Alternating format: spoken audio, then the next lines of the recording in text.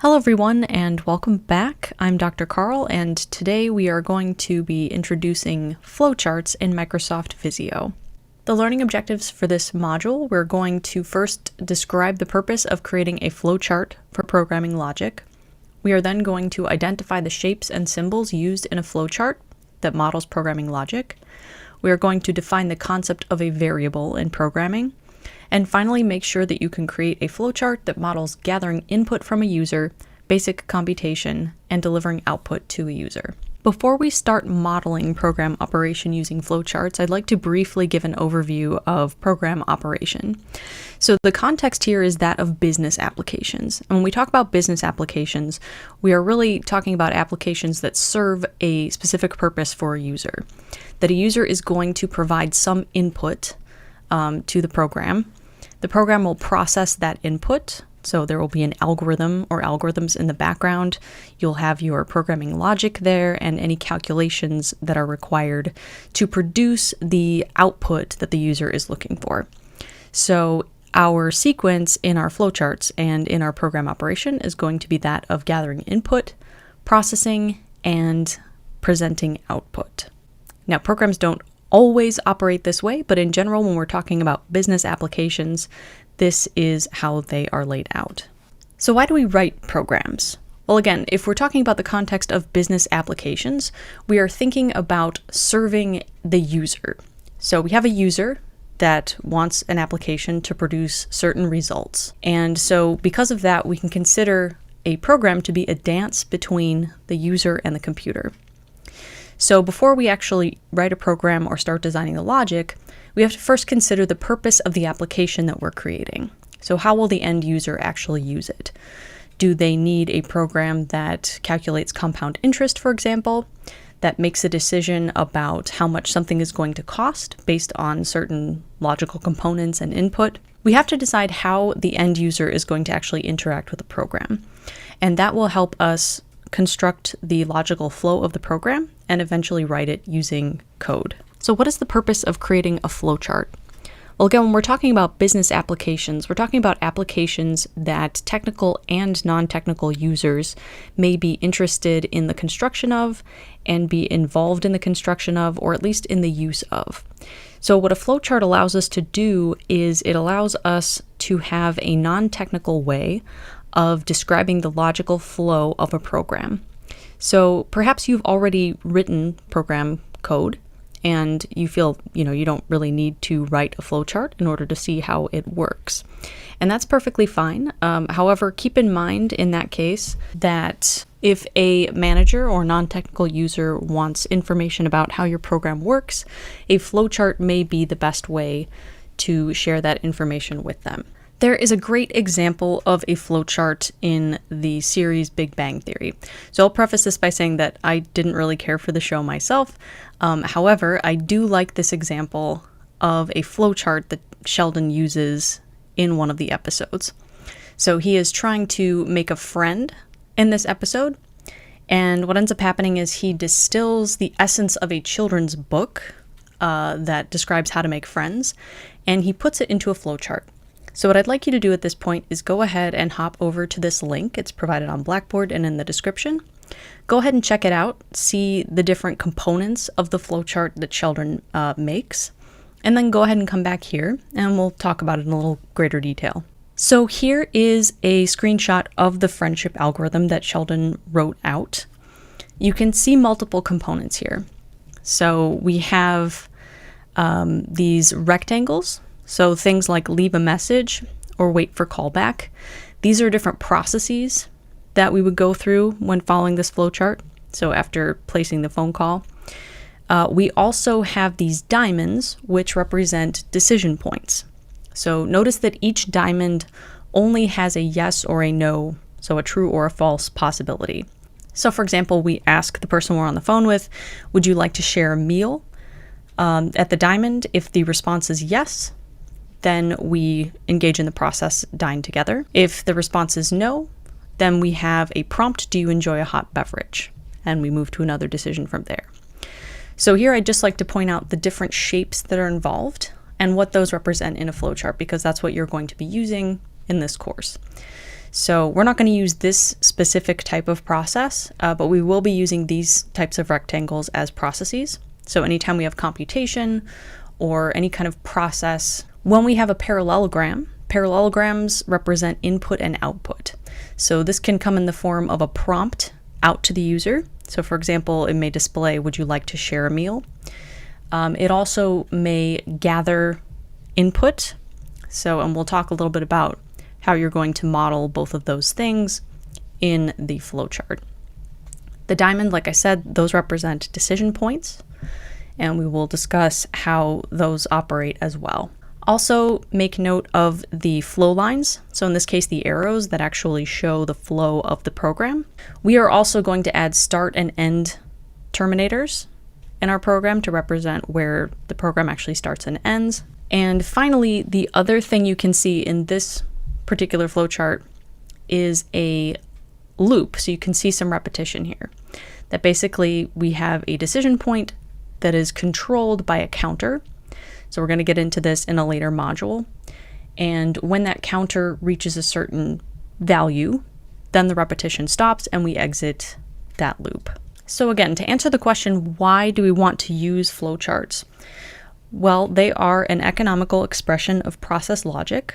So, a picture is worth 1,000 words. It is very easy for us to look at the flowchart once we understand the symbols and really distill the essence of the logical flow of the program. And then we can really turn it into whatever programming language or syntax that we would like to. Flowcharts are independent of implementation. They really are just showing logic and support any programming environment. And finally, like I said before, flowcharts enable collaboration and discussion among all employees, technical and non-technical. They're really a great way to make sure that everybody is in fact on the same page and has an understanding of how a particular program or process works. So how do we use flowcharts to model program logic? We're going to go through 2 examples in this video. So in this course, I'm going to be demonstrating flowchart creation using Microsoft Visio 365. It is a tool that can be used in the browser, and it is available with your Governor State University credentials. There's a link provided on Blackboard as well as in the description.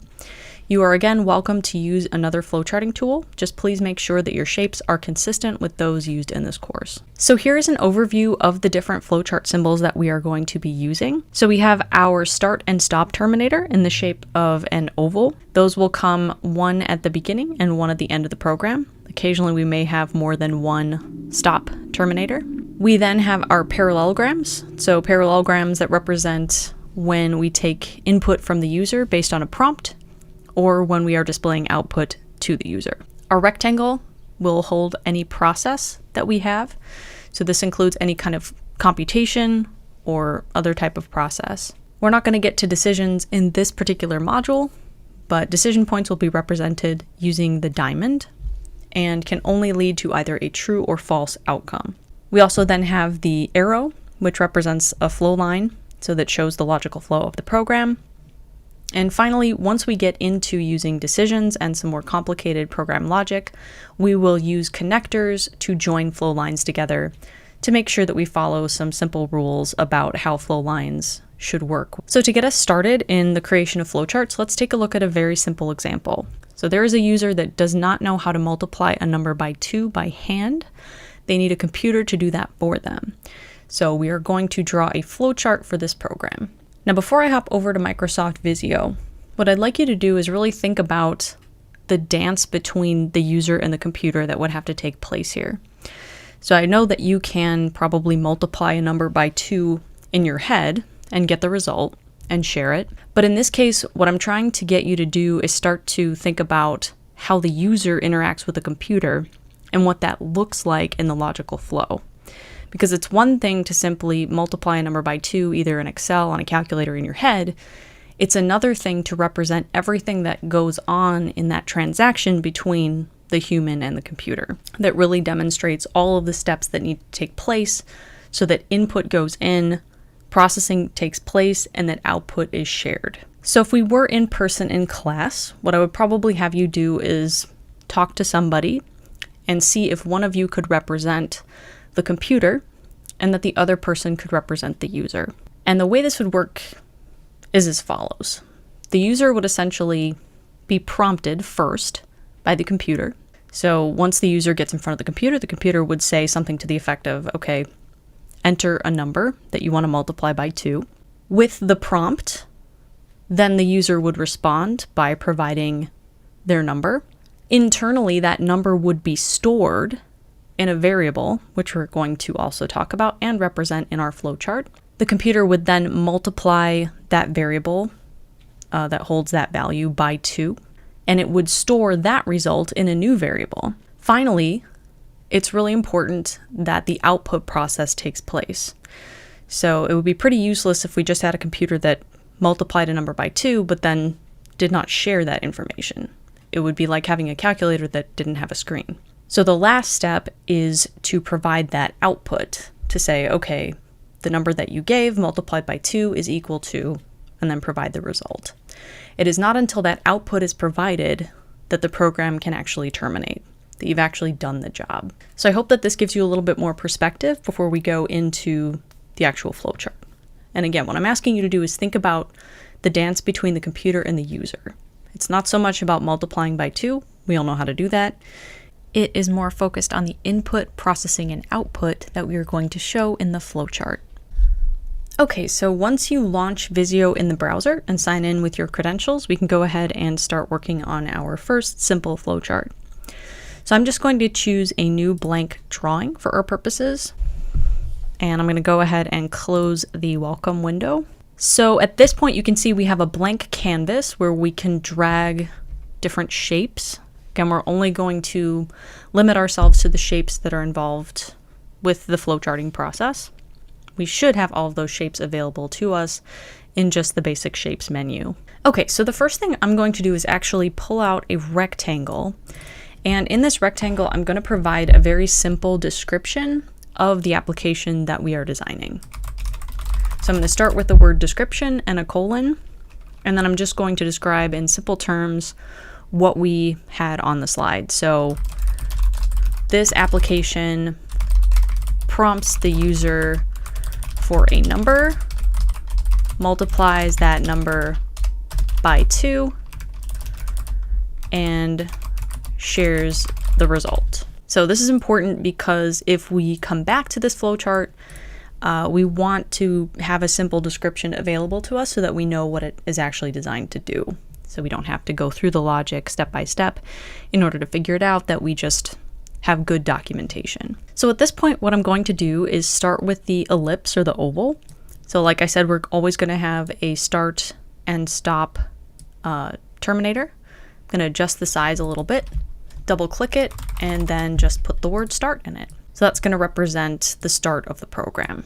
I'm going to click on the shape to highlight it, and Control C, Control V to just copy paste it. And I'm going to type the word stop in there. So now we have our start and our stop terminals. So in this application, the first thing that happens is the computer is going to prompt the user for a number. So we're going to use a parallelogram for that. I'm going to drag that out and adjust the size a little bit. And the way I'm going to write this is prompt, colon, and then in quotes, what is going to be displayed to the user. So enter a number, colon, space, quote. We're going to keep it very, very simple. And after the end quote, what I'm going to do is in parentheses, I'm going to add the name of the variable that we're going to use to store this input value. So we haven't talked about variables just yet, but the idea here is that we need a place to actually store the value that the user gives us. So this is going to be the variable that does that. And I'm just going to call the variable a number, keep it very, very simple. I'm going to adjust the size of the parallelogram. And then now that I have my first variable, the other component of the flowchart is going to be our legend. So I'm going to grab a square and type the word legend. I'm going to go ahead and underline it as well. And the first thing I'm going to add is that variable that we just thought about called number. So I'm going to put its name down, number, and then a colon, and then describe what the purpose of the variable is. So as a description, I'm just going to write simply the user number. So this is the user input value. Okay, so far we have our start, we have our stop, we have a description of the application, we have started our legend, and we have a prompt. So the first thing I'm going to do now is, if I hover, you can see I get the green circle. So I'm going to click that with the reticule and drag down to the parallelogram so that we can see the start of the flow of the program. So the first thing that happens, we have the start, enter a number, and then we store the user's input. So now we have to, before we can display the output, we have to actually calculate the output and probably also store that result in a new variable. Now we don't have to store it in a new variable, but just for the sake of demonstrating the use of a separate variable, we're going to do it that way. You can, of course, do the calculation and the display in the same step, but in this case, we're going to separate the two. So we are now going to do some basic computation. So I'm going to grab the rectangle to represent that process.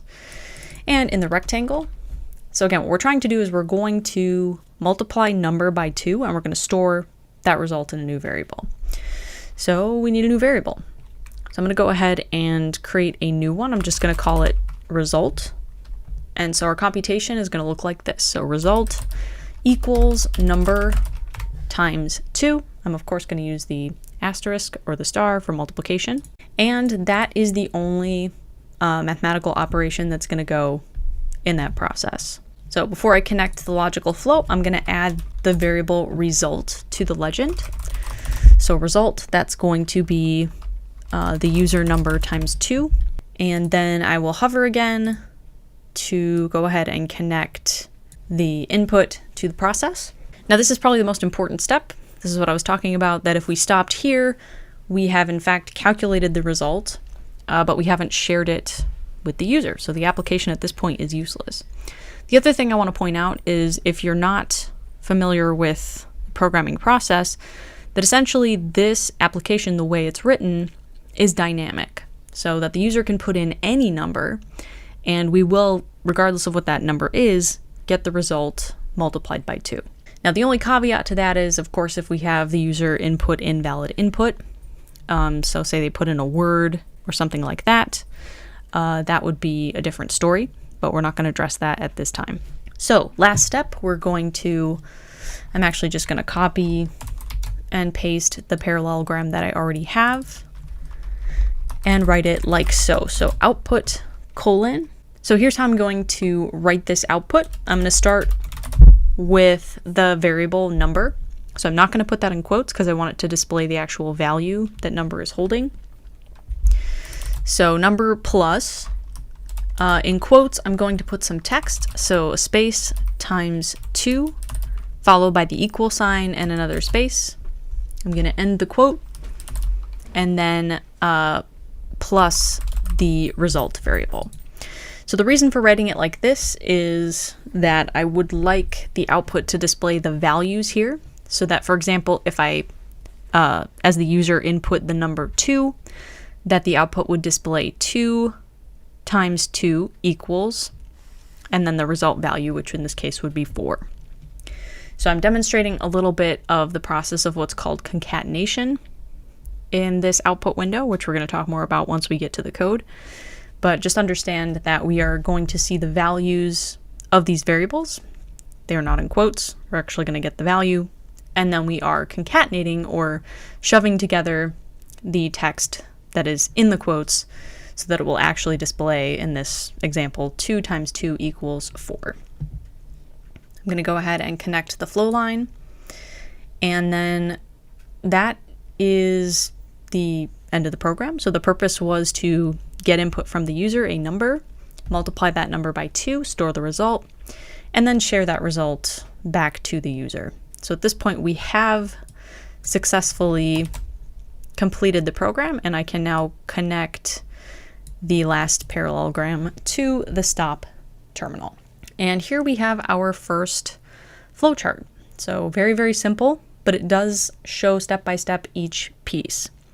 And it also provides a description summary for somebody else that stumbles upon it to understand what it does. as well as a legend that gives the details of all of the variables used in the logic. At this point, I can do a couple of things. So I'm going to go ahead and save this as multiply by 2. If I wanted to, I could also take a screenshot. I can save it as a PDF. So for example, if you're working on your assignment, you're going to want to provide a PDF of that. And I will provide a copy of this on Blackboard as well. So now that we've created our first flowchart, let's go ahead and discuss variables in greater detail. The approach to learning I'm taking in this course is that of problem-based learning. So essentially, before we discuss in detail one aspect of the course, one concept, we will think about it, think about how we can come up with a solution, and then we'll discuss it in detail. So it's kind of flipped from the traditional method of learning. And what I find is basically, especially in programming, you really don't internalize something until you've had to use it and had to think about it and had to apply it as part of a solution. Then you're ready to actually have a discussion about that concept. So what I found is that when the concept is introduced first, that it goes in one ear and out the other, and you don't really internalize that concept. So what is a variable? Now, variables do vary among different programming languages, but essentially a variable is used to store data. So the little saying that I like is that from Pocahontas. So I know every variable in here has a type, has a value, has a name. Now, because we're talking about Python, type is a little bit tricky. So we'll talk about that later, but at least for now, just understand that when we bring a variable into existence, we're essentially bringing into existence a storage container. So storage containers can come in different sizes and different shapes to store different things. They will be able to store different values, and they will be given a name when they come into existence. So again, in Python, it's a little bit different than some other high-level programming languages. So we don't have to declare them. So the type is kind of something that we do on the fly. And that's probably the worst part about Python when you're getting started. We'll see that later. But for now, just understand that it's a little bit different than your understanding of variable in math. So when we're talking about programming and on the computer, the variable is a storage device. So it is a place that's going to store data. And just like each of these containers can have a different size, will take on values, that value can change, and it will have a name.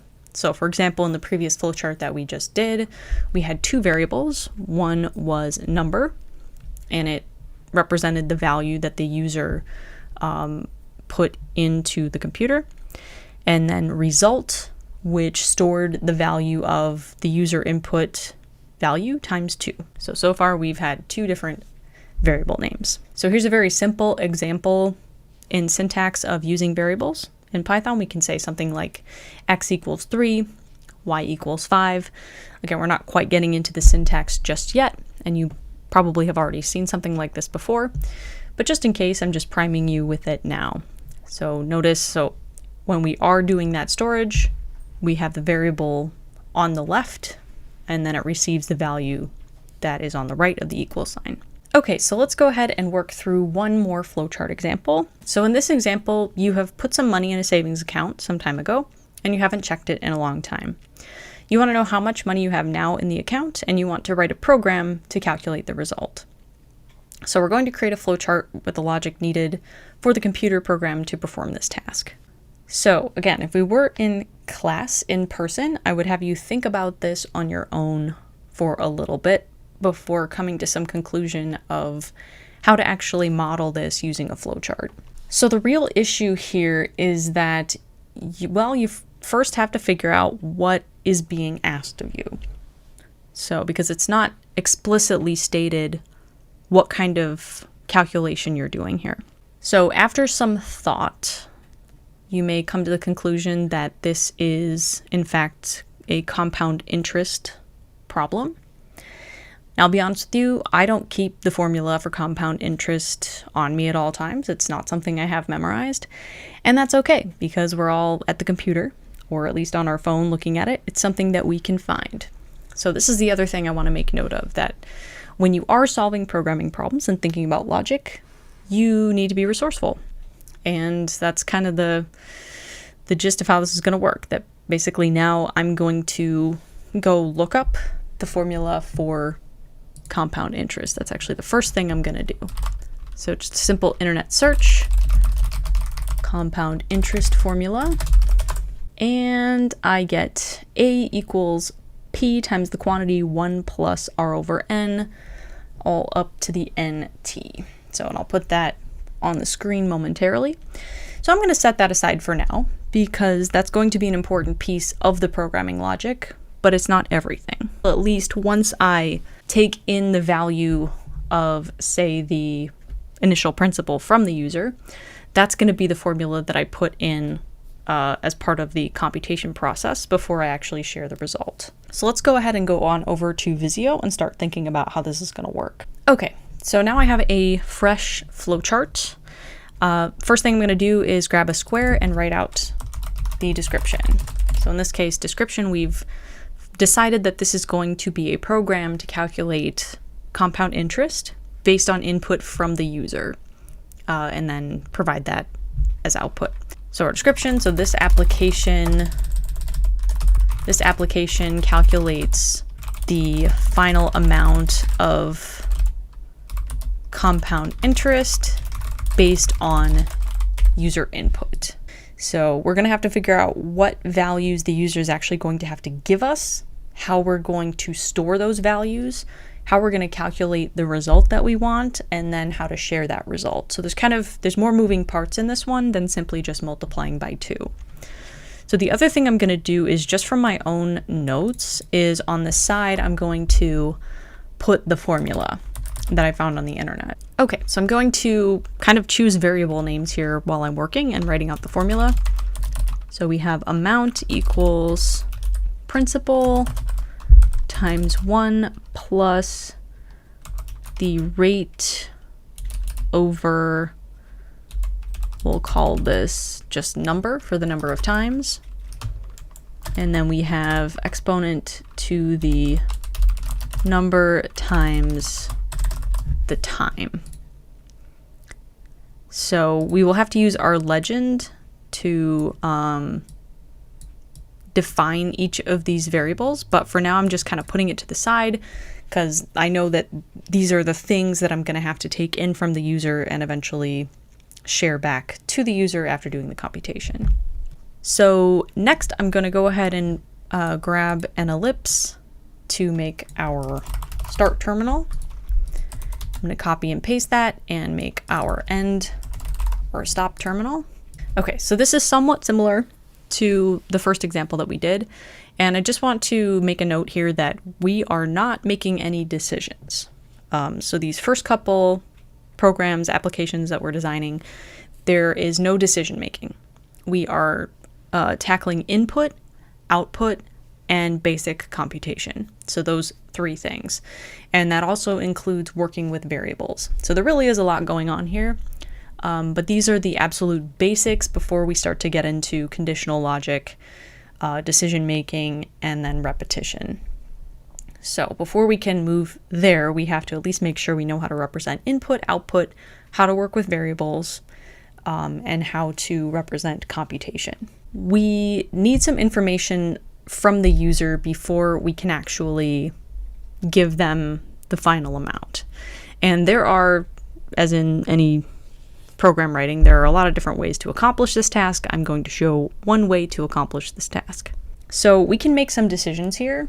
We can decide to ask the user for all of the variables except for the amount. So we can ask them, okay, what was the principal that you put in?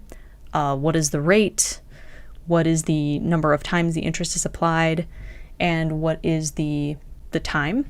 Or we can, decide that some of these are constants. So because this is a business application, it would depend on how it is actually running. So these are some of the decisions that either would be given to you in the spec or that you would have to make on the fly. So let's assume that we actually need to get values for absolutely everything from the user. So we're going to have quite a few parallelograms here. So I'm going to go ahead and grab one. And we'll set this input up just like we did in the first example. So prompt, and in this case, I'm just going to simply write the name of what we want to get from them. So, because we're going to assume that they know what the purpose of the application is when they're using it. So we'll start with principal, and then in parentheses put principal. Now we do need a parallelogram for each of these, and we're also going to pop them into our legend each time. So I'm going to grab a square and create that legend. So far we have principal, and that is the value of the initial balance. Okay, so I'm going to go ahead and connect the start terminal to that input. Then I'm going to copy and paste that input prompt and create several more. So I also need the rate. So I'm going to create another variable for rate. Put that in the legend. So the rate is the interest rate. Go ahead and connect that. It's not as neat as it could be, but it will get the job done. I can clean that up when I'm done. Okay, next we're going to get the number of times that the interest is applied. So we can make that prompt a little longer just to make sure it's clear. So like number of times interest is applied. Of course, our variable name can be quite simple though. So number. In the legend, I'm going to put number, that is the number of times interest is applied.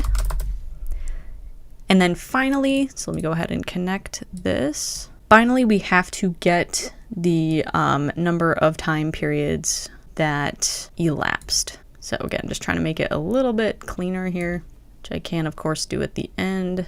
Okay, so the last prompt, we're going to store the input in the variable time, and this will be the number of time periods.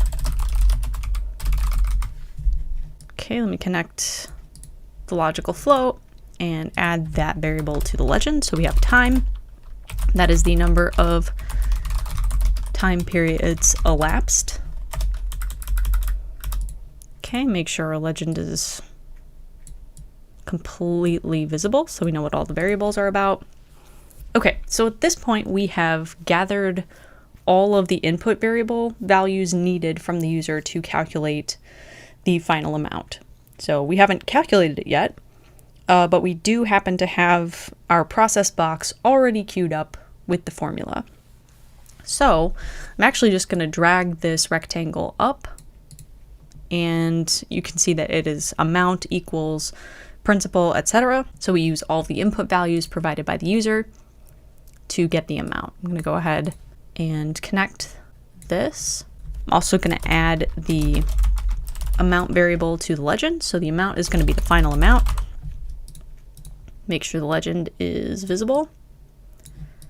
And then last step, again, if you don't share the output, it's like you have a calculator that doesn't have a screen.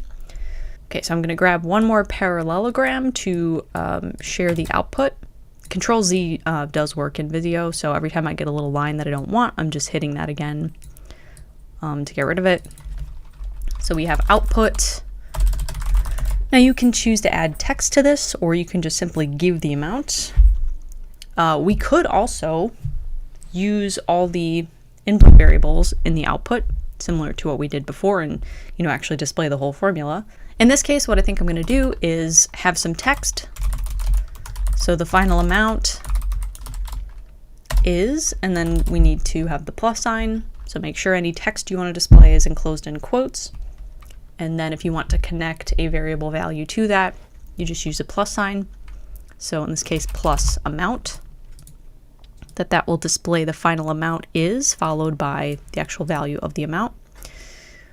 We could do some formatting if we wanted to, but in this case, we're just going to keep it really simple.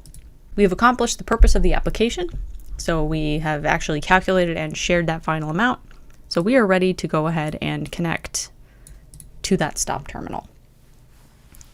So again, I could probably clean up these lines a little bit, but this is our final flowchart that could be used to adapt this into actual programming language and syntax and take in all the values required from the user to calculate compound interest. So again, I'd just like to reiterate that the flowchart is useful. It is important. It allows us to see all of the working parts of that dance between the computer and the user. But in this case, what I'd like to again draw your attention to is that first I had to decide what kind of problem it was I was actually solving. So because I didn't tell you initially that it was compound interest, nor did I have the compound interest formula on hand. So that was something that I had to actually go out and look for, and was perfectly acceptable to do and is in fact encouraged. So each, programming specification that you're given, you're going to have to start thinking about, okay, what are the working parts of this? What do I actually need to accomplish this task? So focus less on the syntax that's required and more on the actual problem that you're solving. And you'll find that the rest just kind of flows naturally from there. I will provide copies of these flowcharts on Blackboard, and if you have any questions about them, please let me know.